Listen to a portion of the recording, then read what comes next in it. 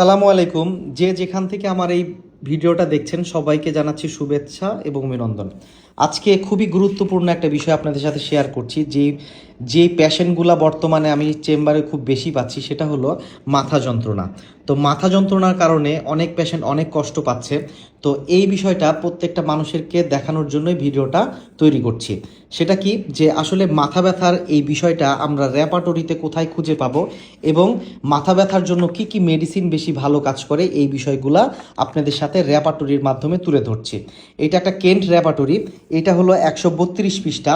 তো আমরা সর্বপ্রথম আসবো হলো হেড মাথার চ্যাপ্টারে। আসার পর এখানে পেন শব্দের অর্থ হলো যাতনা বা সাধারণভাবে শিরোপীড়া। তো ব্যথার উপরে কি কি মেডিসিন আছে এখানে সুন্দর মতো first grade, second grade, third grade হিসাবে তুলে ধরা আছে। মাথা ব্যথা যদি ডে টাইমে হয়, দিনের বেলাতে হয়, সেক্ষেত্রে কি মেডিসিন হবে। যদি মর্নিং সকালবেলাতে হয় সেক্ষেত্রে কি মেডিসিন হবে। তারপরে বেড ইন, যদি বিছানায় শুয়ে থাকলে হয় সেক্ষেত্রে কি মেডিসিন হবে। এখানে বিছানায় শুয়ে থাকলে যদি মাথা যন্ত্রণা হয় সেক্ষেত্রে নাক্স ভূমিকা ফার্স্ট গ্রেড একটা মেডিসিন। পরবর্তীতে সকালবেলা ফার্স্ট মোশন অন, সকালবেলা যখন সে প্রথম নড়াচড়া করে তখন যদি তার মাথা ব্যথা হয় সেক্ষেত্রে কি মেডিসিন হবে। এখানে স্টেপ বাই স্টেপ সুন্দর মতো তুলে ধরা আছে।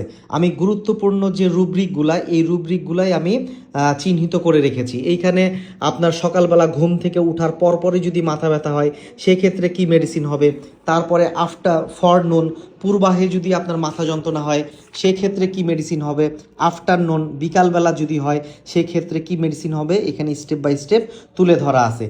পরবর্তীতে এখানে নাইট, রাত্রেবেলা, যে সারাদিন সে ভালো থাকে রাত্রেবেলাতেই তার মাথা যন্ত্রণা শুরু হয় সেই ক্ষেত্রে লাইকোপোডিয়াম, মার্সল, অ্যাসিড নাইট্রিক, সিফিলিনাম এই মেডিসিনগুলা স্টেপ মানে ফার্স্ট গ্রেডে রয়েছে।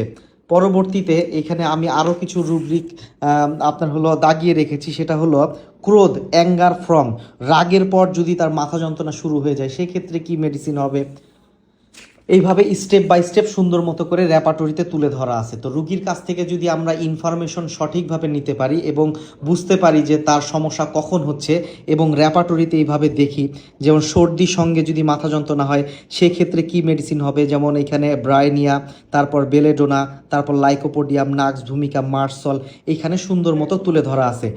ড্রাই উইথ, যদি আপনার সর্দি থাকে এবং সেটা যদি শুকনো হয় সেক্ষেত্রে কি মেডিসিন হবে।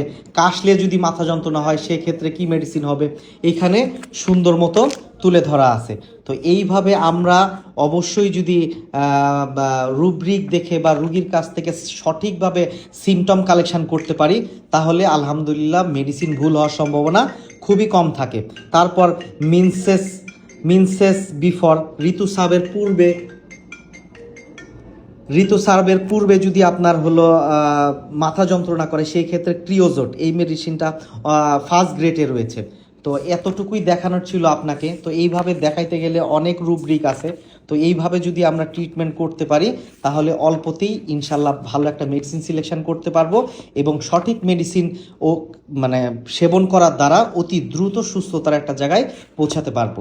তো সবাই ভালো থাকবেন, সুস্থ থাকবেন। আপনাদের যদি কোনো পরামর্শের প্রয়োজন হয় আপনারা আমাকে জানাবেন এবং যদি কোনো চিকিৎসার প্রয়োজন হয় সেক্ষেত্রেও আপনারা আমাদের কাছ থেকে চিকিৎসা বা ট্রিটমেন্ট নিতে পারেন। তো আজকে এই পর্যন্তই। সামনের দিন নতুন একটা ভিডিও নিয়ে আবার আপনাদের সামনে হাজির হব। আসসালামু আলাইকুম।